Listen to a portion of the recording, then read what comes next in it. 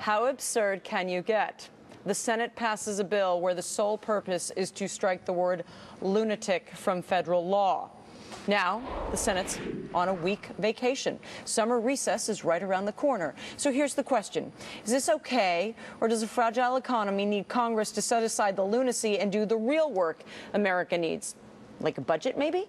Here now is Democratic pollster and strategist Bernard Whitman, Jennifer Rubin, author of the Washington Post Right Turn blog, and John McLaughlin.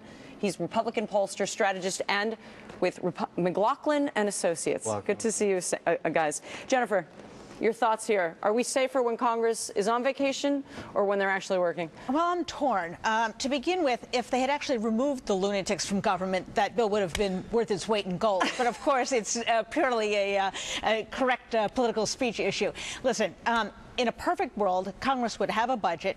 We would be dealing with the fiscal cliff, both on the spending side as well as the tax side, but they're not. And so as a result, at least they're not making things worse.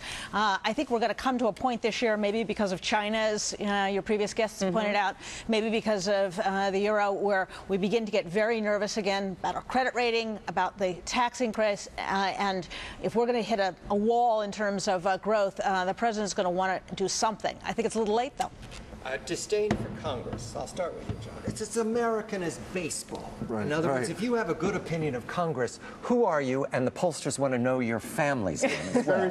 So who are these 9 or 11% who like Congress? Do you know them personally? Are they your neighbors? They're the less loyal Americans, but they just like everything. But the reality of it is what's interesting is even though the congressional ratings are terrible, as an institution, the ballot for the generic ballot for Congress is close, with the Republicans a little bit ahead. So it's really partisan, and it's really, and what Michelle was talking about is, the House has sent over 30 bills that related to jobs that the Senate's let die. There's been a small business tax cut, a 20% cut to create jobs. There's been a jobs bill that the Democrats actually signed this year that the Majority Leader Cantor got passed. But there's 30 bills over there dying, and the Senate won't pass a budget. So what's going on right now is, and they're going home to their districts. So everybody says they're going on vacation. They're going home to their districts, and hopefully they get an earful that they need to act and create jobs. Brian, a Congress that is divided is attractive, era after era. Democrats control one house, the White House is in the hands of another party. That's where we are right now. Is that a good thing? Is that what the American people want? Well, I think it depends on who's in charge. I think sometimes that can be a good thing. And frankly, if you look back, far be it for me to say a good thing about the Reagan administration, the Reagan presidency, but the fact is, when Tip O'Neill and Robert Byrd were controlling Congress, and they were able to, despite their very public disagreements with Reagan, they were able to put aside their differences and work for the good of the country. That actually worked.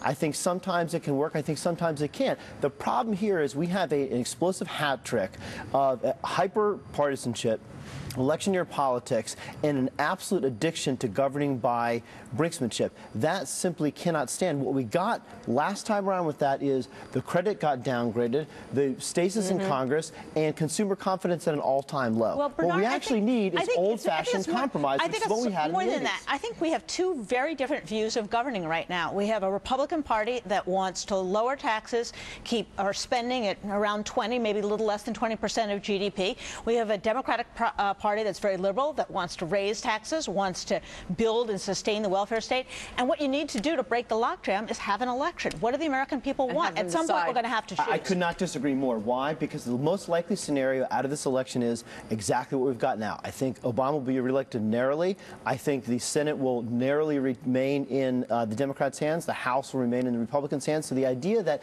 somehow we're going to have this election, everything's going to get solved, is a compromise a little bit once fallacy. he's lamed up. Now he's not. Once he's not running for office anymore, might he actually?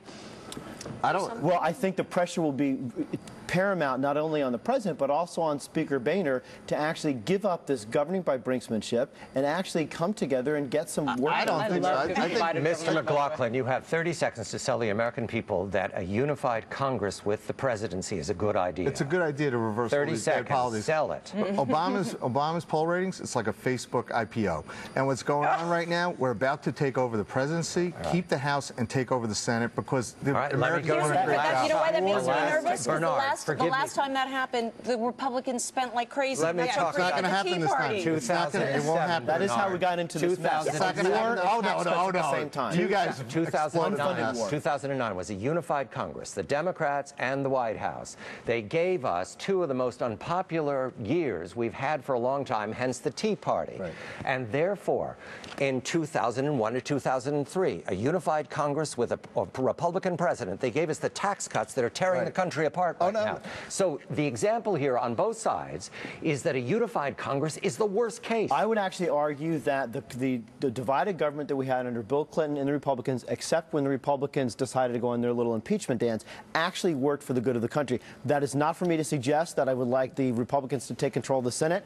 Not at all. Jennifer, Bill Clinton's Congress really cooperated with him. Was it magic in the Mr. No, Clinton? we had a decent president. We had a president who knew how to lead. We had a president who actually got in there and cared about the nuts and bolts of governance. Who didn't despise business. Who didn't despise business, who didn't despise the opposition, who didn't demonize the opposition. We like him, Bernard. We like him. The idea that Obama despises Clinton looks conservative these days. He did workfare.